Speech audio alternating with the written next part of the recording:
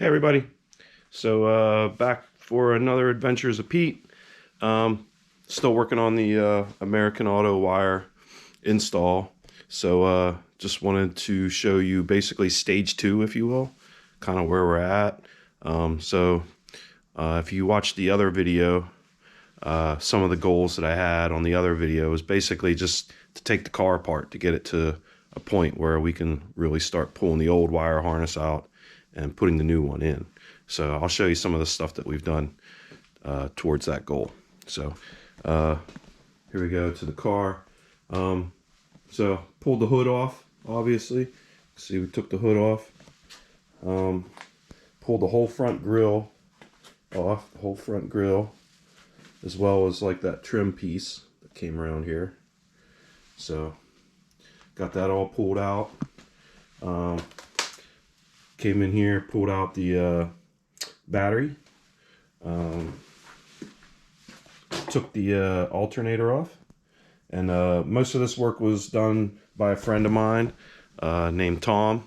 He's a good friend. It's always good to have friends come over and help you. So I appreciate you, Tom, for all that you've done and come over and help. So thanks, Tom.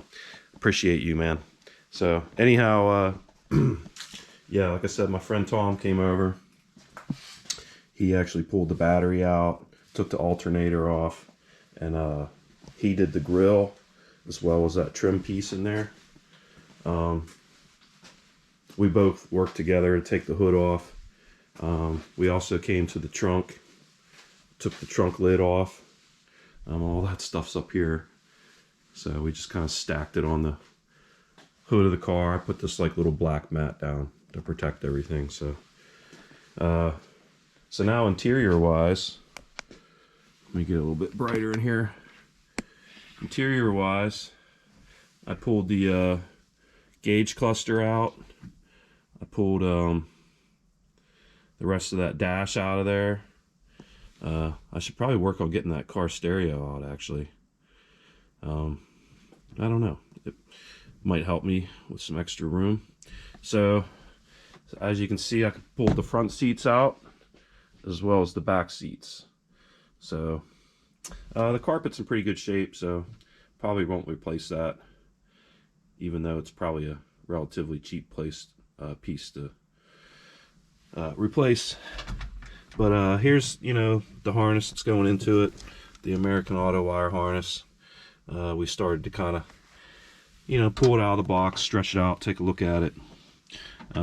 These little pillows are just in here, so it's when you're laying down, looking around and stuff, it's not so uncomfortable on you. So that's most of the work I've done in here. Oh yeah, and then I took there's a side panel right here. I took both side panels off because some of the wiring goes down through here, so I needed access here, as well as the kick panels. Let's see here. Took these kick panels out because some of this wiring runs down through here. So moving along, definitely got the car torn apart to start to get ready for things. Back here's the part of the rear harness. As you can see, this old covering on here, it's like basically disintegrated in some places. Most of the wire surprisingly looks intact. It doesn't, seem to be, but just all of this stuff, you can just see how old it is. I mean, this has got to be the original stuff that came with the car, but all of it just feels so crumbly and old and stuff.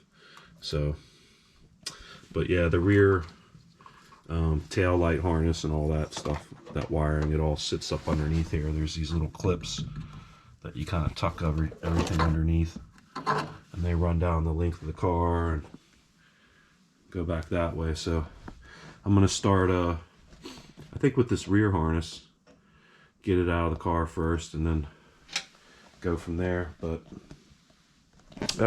everything seems to be going pretty good, so definitely happy about that. Sorry about the flashy light. So the seats here, drivers and passenger, when I pulled the passenger seat out, I noticed that there was some foam under here. That's, to me, that looks kind of like maybe a mouse or something had been getting in here, which concerns me a little bit, obviously. But besides that, there's these little rubber bumpers here on this seat, and the ones up top here are just completely disintegrated. So I actually have some replacement ones to fix that with. And then the driver's side is even worse. I mean, the guy, he put a hockey puck on there because these are all, yeah. I don't even know if I'll be able to fix that. We'll see. But we'll do what we can. I think I can fix that other one though pretty well. So it's stuff you find. So when I pulled those two seats out, I'm not sure where the hardware is. Let's see over here.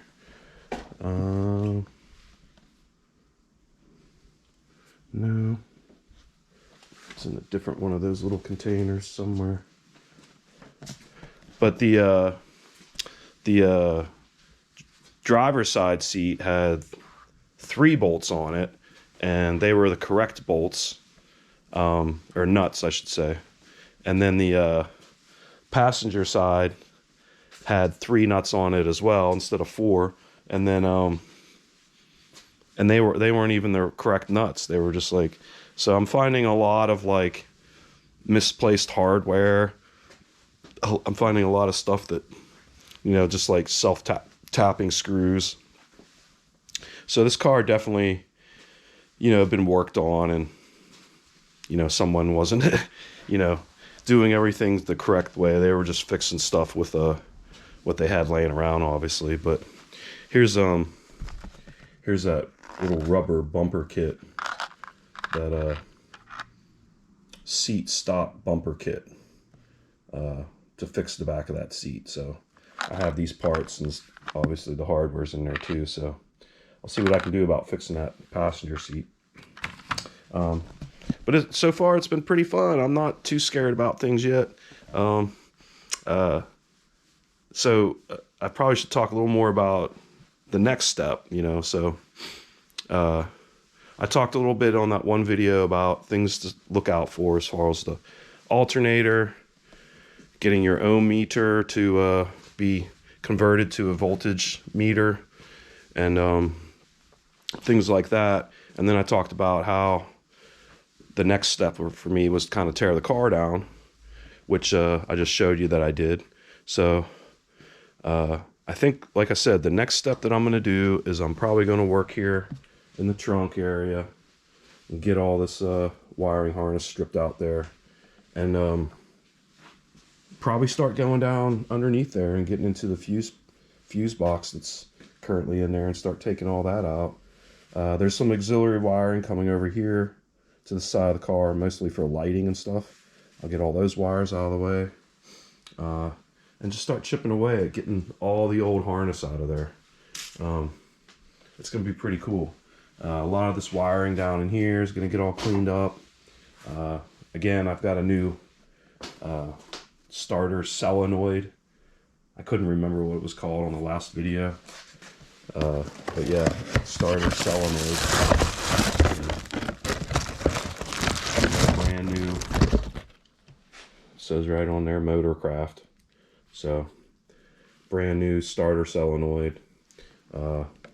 Just looks good. This one's kind of ugly. All the terminals are kind of rusty on it and stuff like that. So, I don't want to put that back in there. So, we'll put the new solenoid in there when we're replacing everything.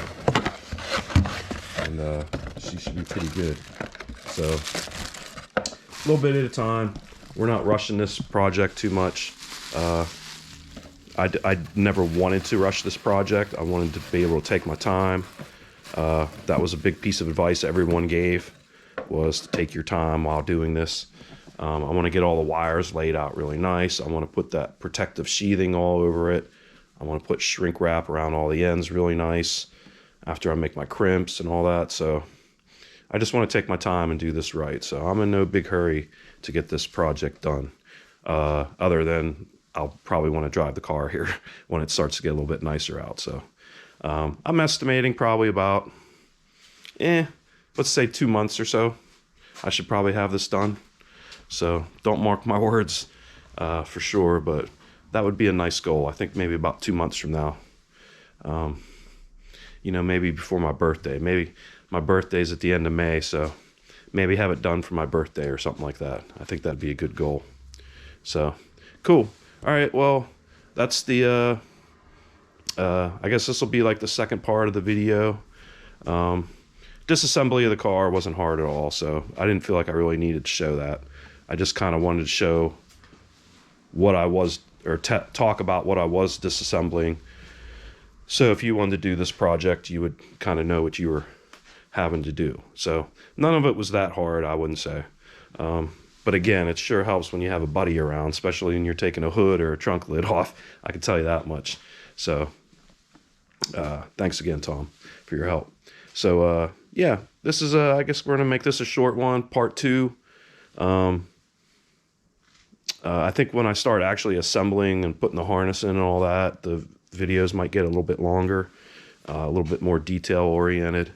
But that's what I want to do. So it's my attempt of making a decent video about the American Autowire system. So and talking about some of the things some of the other people didn't talk about on their video. So all right, well, I think I'm gonna get to work fixing the back of that seat, putting these plastic bumpers on there, and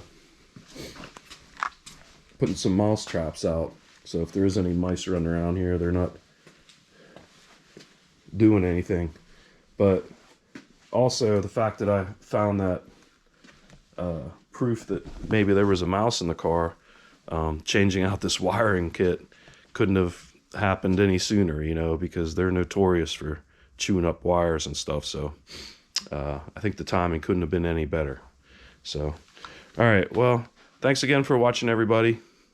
I'll keep you posted as I, you know, keep working on this project, putting up a couple different part 2s, 3s, 4s, whatever it takes to get this one done. And we'll just keep chipping away, like I said, seeing what we can get done. So thanks for watching. I appreciate everybody. Spread the good word. If you know anybody working on a 68 Mustang that's about to do an American Autowire kit, send them my way. And again, I appreciate y'all. Have a really nice day, and I'll talk to you guys soon. Bye.